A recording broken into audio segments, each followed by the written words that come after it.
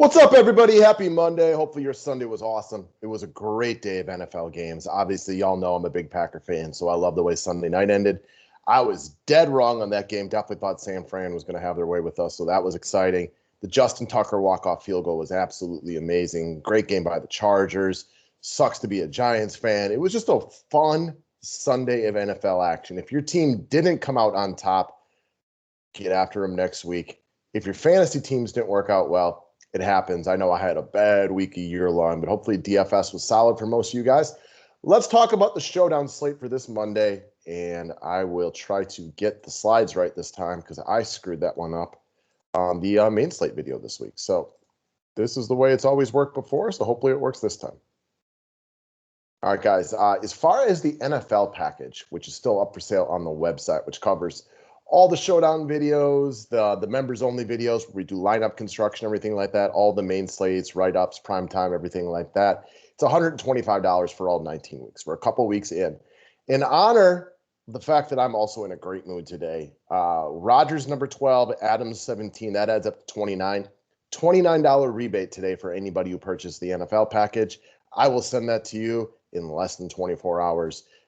It will come to you pretty quick. So that's up there. The link to the website is below. Subscribe to the station if you're new to it. Let's start talking about today's plays. As normal, we're going to start with kind of the KISS plays, the Occam's Razors plays, the easy ones, the huge chalk. On this Showdown, there's a couple of guys that are going to be monster chalk, and we start with the quarterback, Dak Prescott. Look, when it comes down to it, if I was making a choice between Dak and Jalen Hurts, they both owned similar upside, the ability to run the ball, the ability to pass it, the ability to sling it. They got all those things going for them. I trust the floor of Dak Prescott more than I do Jalen Hurts.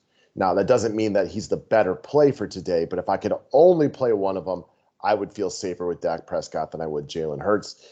Could Jalen Hurts outscore him today? Yeah, absolutely. What if Dallas gets up big with a couple of rushing touchdowns? Of course, that's better for Jalen Hurts than it is Dak Prescott. But if I could only play one, I'd probably go with Dak. So he's going to be in almost everybody's lineup. I'm sure he'll be 90% owned plus. He'll probably be 35% owned in the captain position, somewhere in there, maybe. Last week, they were very good in the running game with Dallas, but I don't trust Mike McCarthy to stick with the running game. Watch that guy for too many years. Next up, huge chalk number 2, Jalen Hurts of the Philadelphia Eagles. As of right now, and it is 9:08 Central Time, Jalen Hurts is projected to be the most popular captain on the slate. Now, I'm not sure that sticks up and it doesn't move to Dak being the home quarterback and everything like that. But I think the point really is they're both going to be popular. So don't worry about ownership. Play who you like better. I like Dak just a little bit better, but it's really, really close. And I'm absolutely going to have both of these gentlemen in my lineup.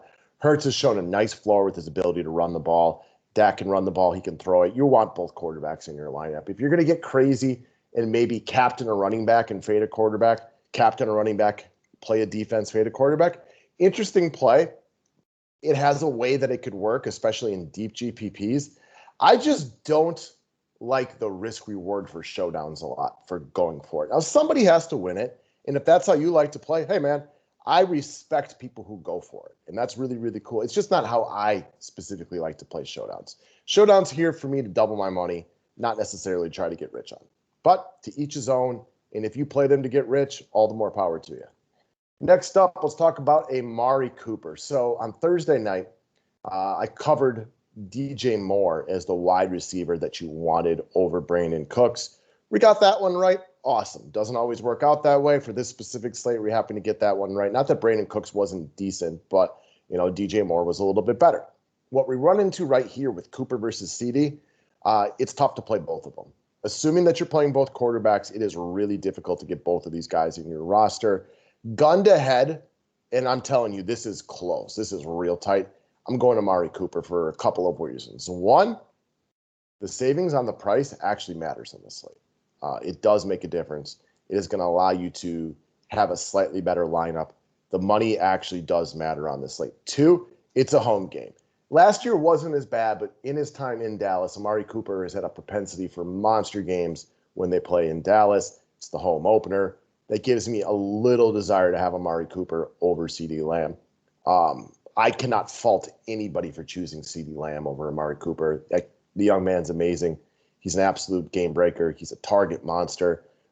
This, to me, is a big decision, though, because almost The two really, really big decisions here are, do you captain Dak or do you captain Jalen Hurts? Okay, well, that's like a coin flip.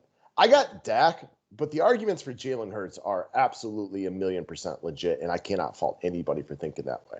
This is not much different. I like Cooper over CeeDee Lamb, but at the end of the day, if it doesn't work out that way, I'm not surprised one iota. So this is kind of a coin flip situation. If you try to roster both of them, now you're almost eating a zero for sure, or taking out one of the better plays out of captain. So this is a big decision for me. It's going to be hard to play both of them and play both quarterbacks. So I'm going Cooper as of right now, but it's as close to a coin flip as you're going to find out there. CeeDee Lamb is an absolute stud. You like him better? Do your thing. I cannot blame you at all. Next up, let's start talking about some cheap guys to help us make a lineup today. Like most showdowns, this one's real top heavy. I'm looking at Blake Jarwin on the Dallas Cowboys. He's got 6 receptions early on the season. I think most of you guys can put yourself back about 54 weeks and remember last year, Blake Jarwin was all the scuttlebutt.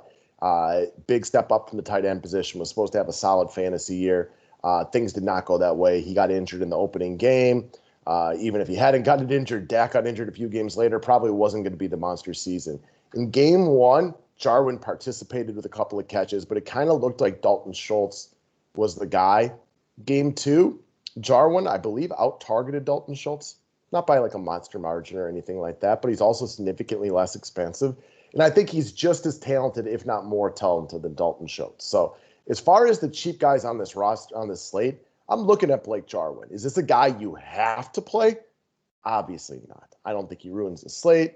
Could he score? Yeah, of course. Anybody could score. He's a guy I'm looking at. I feel pretty good about 6, 7, 8 points right here is a pretty decent guess. If he scores, awesome. If he gets shut out, that's not crazy either, especially if Dallas does have some success running the ball. But I'm looking at Blake Jarwin as a guy who's highly likely to make my final lineup because as far as guys in this price range go, I just think he's the best of the bunch. Speaking of tight ends, let's talk about Zach Ertz. Very similar to Blake Jarwin. This is so far from a must, I can't even begin to talk about this one. The days of Zach Ertz being one of the top tight ends in the game, by all accounts, those appear to be dead gone. He doesn't even appear to be the top tight end on his team right now. That's Dallas Goedert, as you can see by the pricing on this one. That's the reason you look at Zach Ertz. Nobody else in this price range even has a point yet this year. So we're always top heavy on these. We're always looking for a way to go cheap. If you want to build with a lot of mid-tier, you don't have to go this cheap.